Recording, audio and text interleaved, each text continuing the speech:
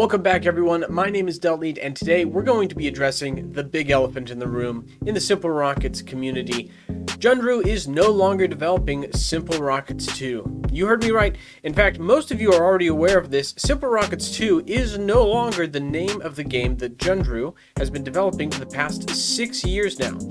They have, after a lot of deliberation, decided on a new name, and you can even see it here in the homepage. Obviously, the website domain is still SimpleRockets2.com, and the logo is here, but something's taking over, and it looks like the old logo here is literally being Thanos-snapped away. Even this little tooltip, if you hold your mouse over it, says, what is happening to the logo? Let's go into what the decision was and what we're moving to.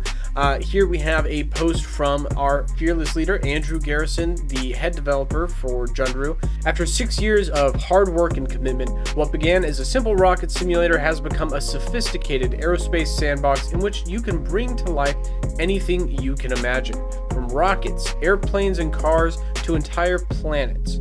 Over time, the more we added, the more SimpleRockets 2 outgrew its name. With much consideration, we have decided to change the name to Juno New Origins, a title that symbolizes a new start, and you can see here the new logo for the game, Juno New Origins, with the O in Juno being a planet and a rocket orbiting it. We are excited to launch version 1.0 later this month, and this will be the game's official exit from early access on Steam. Version 1.0 will include the career mode update, which will be the largest update yet. We've been working on this update for over a year, and we are extremely excited to share it with all of you. It is currently available for beta testing on Steam, and if you want to try it out, you can find instructions at the bottom of this post.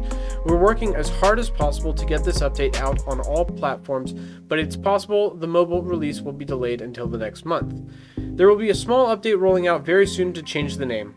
Do not worry if you have already bought SimpleRockets 2, because you will automatically own Juno New Origins. This is a name switch, and you will receive this update at no cost, as well as the career mode update later this month. Furthermore, all of your projects and sandboxes will still be where you left them the first time you launched Juno New Origins. Thank you for playing. So, as Andrew has covered it here, it's not a new game. It's still the same game. It still is SimpleRockets. All they've done is change the name. It's a rebranding, which makes sense. I mean, it really does coincide with the new launch. You know, they're moving out of early access into the full release of the game. Of course, you're going to want a brand new logo and a brand new title to help drum up maybe a little bit of hype, maybe get some more exposure with new players, get more people to actually look into the game. Not very surprising. This has actually been something that's been discussed by the developers for a long time. I'm a little privy to some of the conversations that have been going on.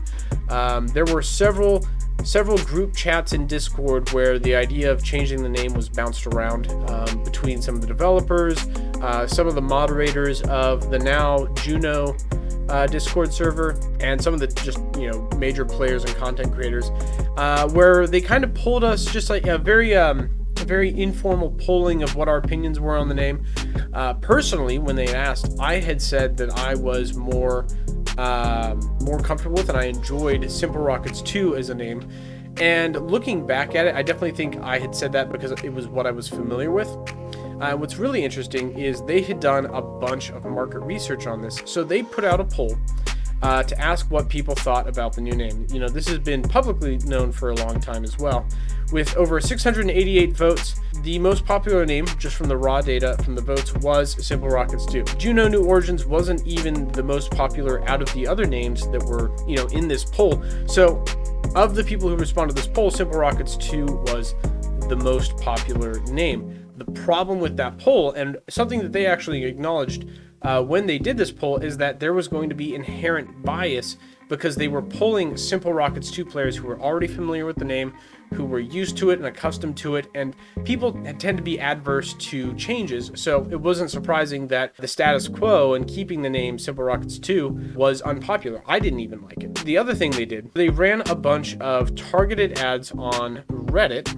Specifically, they did one general, just baseline ad campaign on Reddit, and then they did a second ad campaign specifically targeting Kerbal Space Program subreddit, which it makes actually a lot of sense that they would have gone with the Kerbal Space Program subreddit as their targeted group to see just, how popular the new names were going to be.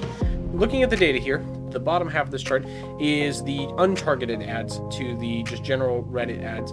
Here's all the exposures. Here's how many times they were clicked for each name. Here's the ratio of exposures to clicks and the percentage of each other name compared to SimpleRockets 2 as a name. And you'll see right away, most of these names polled higher and had higher click-through ratios than the original SimpleRockets 2 name on the general server. So the highest one beating Juno New Origins.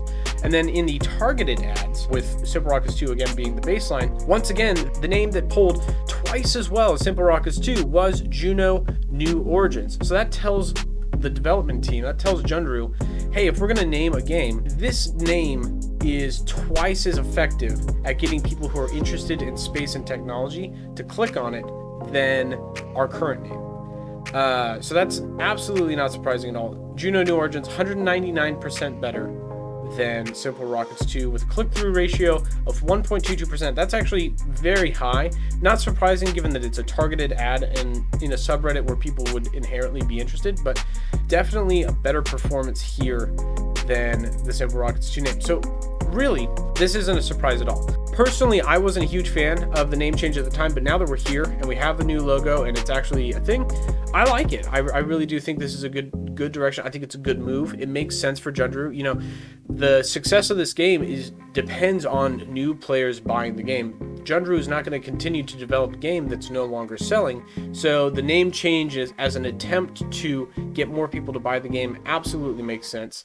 I'm very curious to see what the result of this is going to be as far as player activity, if it's going to go up with the new name change and the 1.0 release, or if the name change isn't going to really impact how well the game performs on the market. Yeah, it's a little too early to call at this point.